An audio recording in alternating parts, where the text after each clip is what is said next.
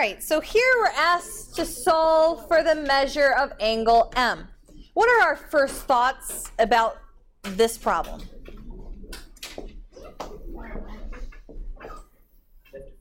How many sides? Okay, yes, that's a good thought. We're missing what inside of this polygon? Angle O, right? There's no value on the angle. Actually, it's NOM, right? So how do we find this angle?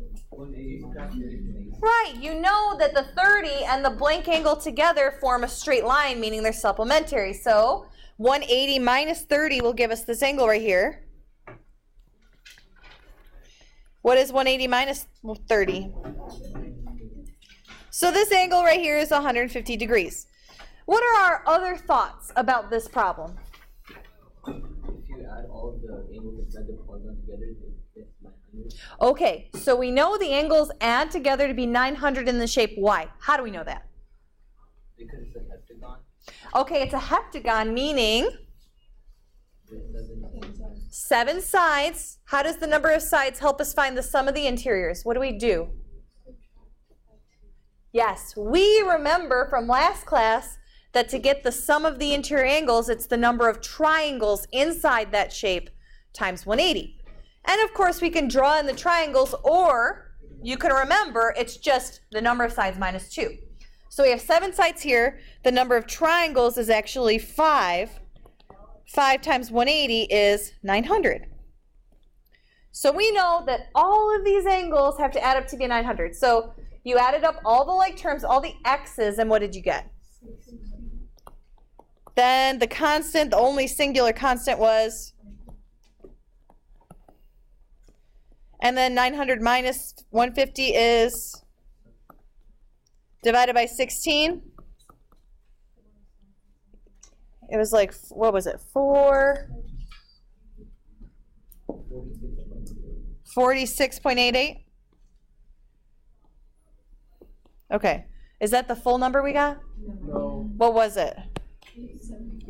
875 something something. Now, a lot of you guys may have potentially gotten this problem wrong because you decided to round here. When is the only time you should round? At your very last number, right? The answer that you're going to circle as your answer. Why should you not round in the middle? What do you become less of? You become less accurate. Every time you round, you actually become less accurate, right? That's why if math teachers could, we would get rid of decimals altogether and just deal in fractions. Because fractions are extremely accurate, whereas decimals, because we have to round, we don't want to write the entire decimal, we become less accurate. So to to preserve accuracy, you never round in the middle. You round at the end. Okay, so am I at the end? Am I done with this problem? No, what do you do? We're trying to find the measure of angle M, right? So it's 5 times 46.875. And what do you get?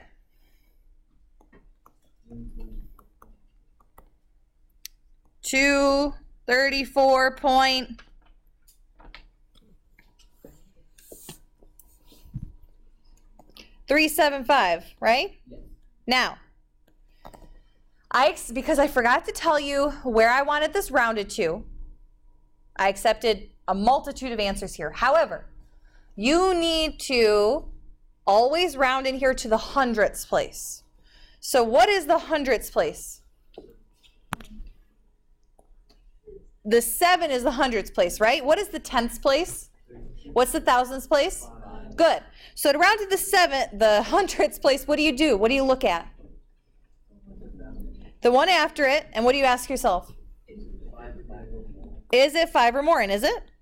It is. So my answer should be what? 38 degrees. And it's correct 6 days. It's correct 6 days.